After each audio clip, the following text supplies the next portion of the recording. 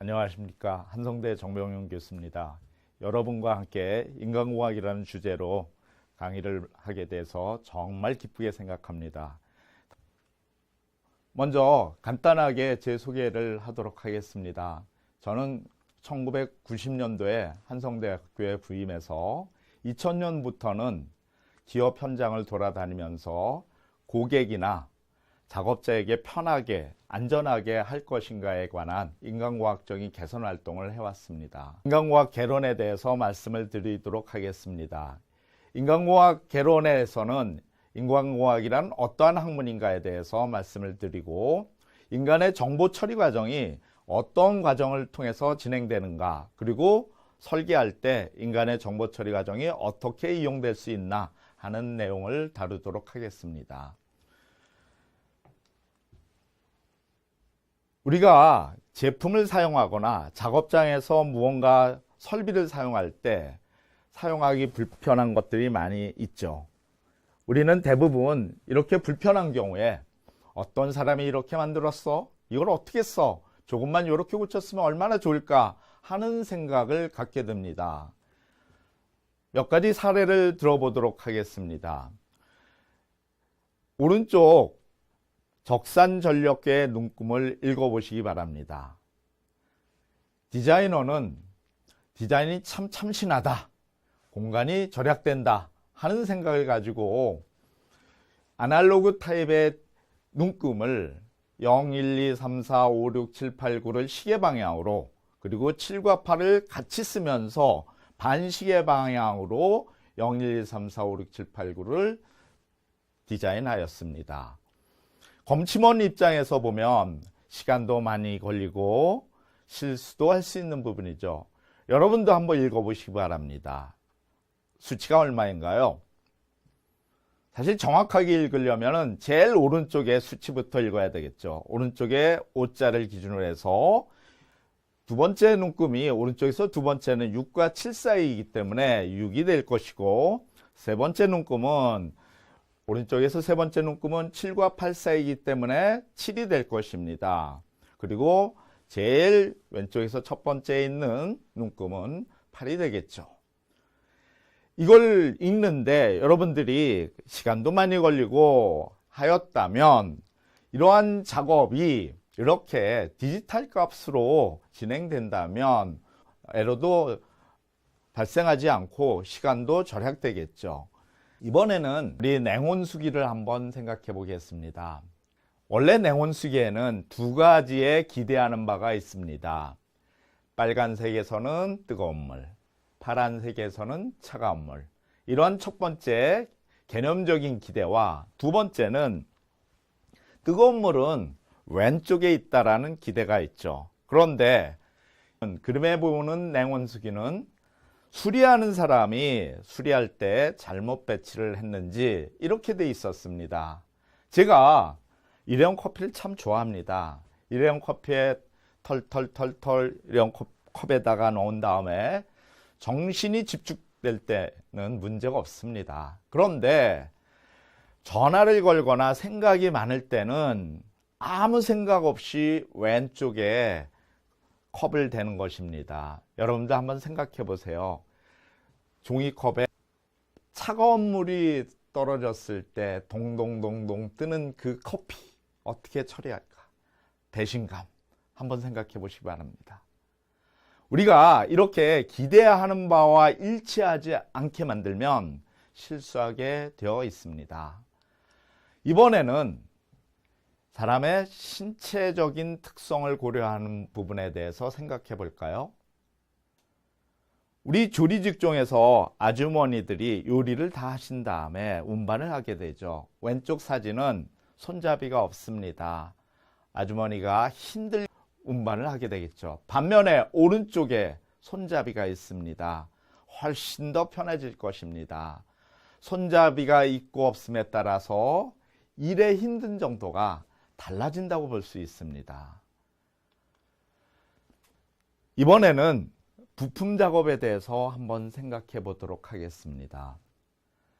일반적으로 부품 작업이 이렇게 위아래로 배치된 경우에는 부품 상자에 앞서 부품을 꺼낼 때 처음에는 허리를 굽히는 양이 적을 것입니다. 그러나 점점 부품을 갖다 꺼낼수록 허리를 굽히는 양은 더 많아지고 불편함은 증가될 것입니다. 이에 따라서 이동하거나 부품을 잡는 데 걸리는 시간도 증가되겠죠. 사람을 고려하지 않은 설계라고 할 수 있습니다. 반면에 오른쪽에 이렇게 부품 상자 지지대를 올려놓는다면 작업자의 작업은 너무나 달라질 겁니다. 왼쪽에서 많이 숙였던 허리는 일정 부분에서 높이에서 작업이 진행되기 때문에 허리를 숙일 필요가 없습니다. 물론 시야도 잘 보이는 형태가 되겠죠. 허리 굽힘이 적어지고 이동 시간이 적어지고 불편함이 적어진다면 하루 종일 일하는 사람 입장에서는 왼쪽과 오른쪽의 작업이라는 것은 너무 큰 차이일 것입니다. 사람을 배려하느냐 그렇지 않느냐에 따라서 사람이 불편할 수도 있고 시간이 많이 걸릴 수도 있고 허리가 아플 수도 있습니다. 이렇게 인간공학이라는 학문은 사람이 사용하는 기계 설비 그리고 사용하는 작업 환경이나 공간을 설계할 때 사람의 신체적 특성과 인지적 특성을 고려하여 설계하고자 하는 학문이 바로 인간공학이라고 할 수 있습니다. 요즘은 설계 대상이 제품을 사용하는 고객도 될 수 있고 이것을 생산하는 작업자가 될 수 있습니다. 결국은 우리가 사람이 사용하는 제품이나 작업자가 사용하는 작업 공간을 설계할 때 고객도 감동할 수 있고 작업자도 감동할 수 있도록 하려면 결국은 쉽고 편하고 효율적으로 작업하거나 물건을 사용할 수 있도록 사람을 배려해서 설계하는 것이 중요하고 이것이 곧 인간공학의 철학이다. 이렇게 말씀드릴 수 있겠습니다. 인간을 고려한 제품 설계는 크게 보면 사람에 관한 정보를 세 가지 파트에서 이용할 수 있을 겁니다. 첫 번째, 제품의 외관이나 또는 사용하고자 하는 물리적 공간을 설계할 때는 사람의 신체 크기라던가 사람이 발휘하는 신체 힘, 능력 이런 정보가 필요하게 될 것입니다. 이러한 부분을 우리는 신체 특성이라고 이렇게 얘기를 합니다. 제품을 사용하거나 설비를 사용할 때는 사용 방법에 관한 문제, 어떻게 상호작용하느냐 하는 문제가 대두될 것입니다. 이 경우에는 사람과 관련된 행동에 관한 특성인 인지 특성에 관한 정보, 그리고 오류를 예방하기 위한 이러한 내용들이 반영될 것입니다. 이러한 사람과 관련된 정보를 인지 특성과 관련된 정보라고 이렇게 얘기를 합니다. 신체 특성과 인지 특성은 모든 사람들이 공유하는 대다수의 사람들이 사용하는 제품을 사용할 때 반드시 고려해야 될 특성이라고 할 수 있습니다.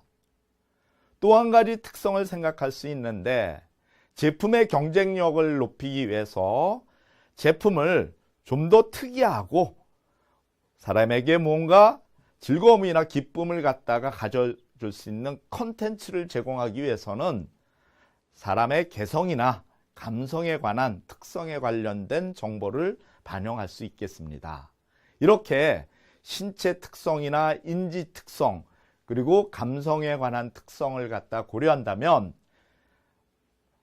안전성이나 편리성, 효율성, 나아가서는 쾌적성을 갖다가 증진시키는데 많은 도움이 될 것입니다.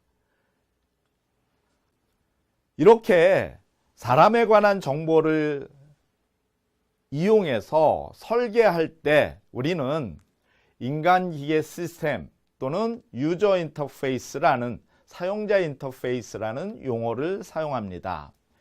일반적으로 사람과 기계가 어울려서 무언가를 갖다 행위를 하게 되는 시스템을 보면 일반적인 형태가 기계에서 작동되는 내용이 표시장치에 표현이 되면 사람은 감각기관을 통해서 감지를 하게 되어 있습니다. 이 감지한 내용을 가지고 정보 처리를 하고 그 정보 처리에 의해서 판단을 한 내용을 가지고 조종장치에 조작을 하게 되겠습니다.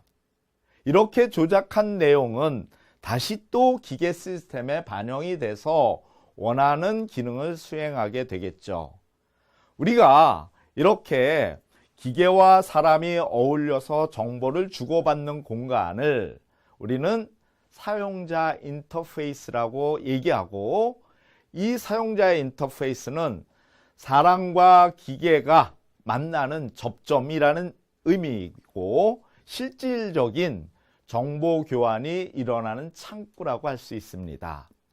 일반적으로 사람이 감각기관에서 감지를 하기 위한 표시장치와 팔다리를 이용해서 조정하는 조종장치가 결국은 얼마나 빠르고 편하게 조작할 수 있느냐, 아니면 얼마나 빠르고 이해하기 쉽게 우리가 판단할 수 있느냐, 감지할 수 있느냐, 이런 데 영향을 주게 되겠죠. 그래서 우리는 이렇게 제품이나 설비를 설계할 때 특별히 정보 교환이 일어나는 이러한 표시장치와 조종장치가 공유된 사용자 인터페이스를 주로 관심사로 해서 설계를 하게 되겠습니다. 최근에는 사용자 경험 디자인이라는 유저 익스피리언스 디자인이라는 UXD라는 표현을 가끔 합니다. 아니, 가끔이 아니라 많이 하죠. 옛날에는 제품을 쓰는 데 있어서 경쟁력은 아주 예쁘게 디자인하는 거였습니다. 보기 좋고 매력적으로 보이면 됐습니다. 독창적이면 더 좋았죠.